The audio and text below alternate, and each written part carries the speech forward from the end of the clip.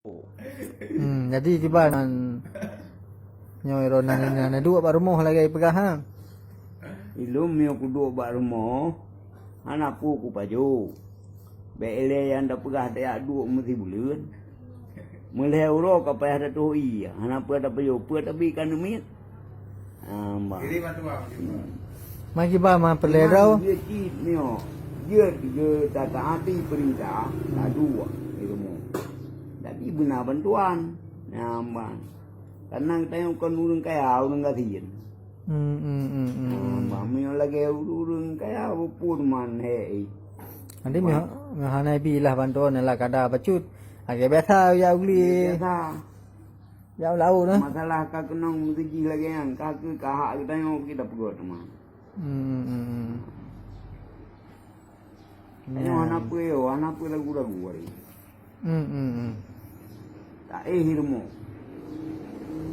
Ngan miet mentong kon be dah dia. 3 minggu euro hai dam pagi. Yang ngane minyak. Nya gara-gara hana rezeki. Petanyo hana tapi cara dua baru mo ha. Ino. Saya minyo hana masuk pe 50 ribu euro kon.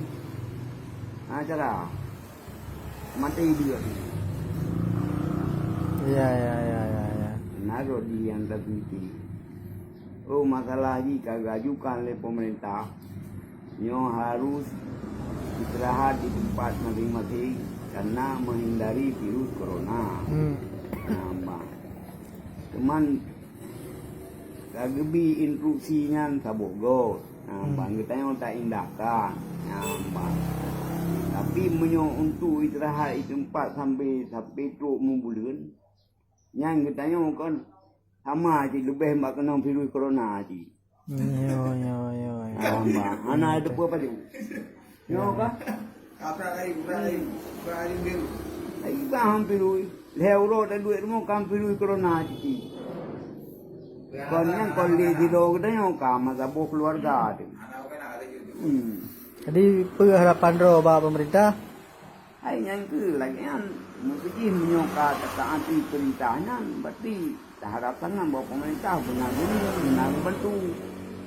Bang ala kadar mesti pakon katanya masyarakat ni.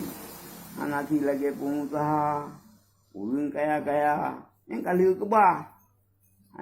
Nan nanti di urang kaya-kaya pengusahanya yo juga atra yang menang-menang. Bang. Ya. Anjan dah pegah sikap. Mandi kita yang butuh-butuhnya bele yang dah pegahnya pagi dia melinting pi payah saja hati. Ye dua tu. Ya nyan ban tanggapan masyarakat Aceh itu semoga begitu oleh pemerintah. Pemerintah wajib gugujinya.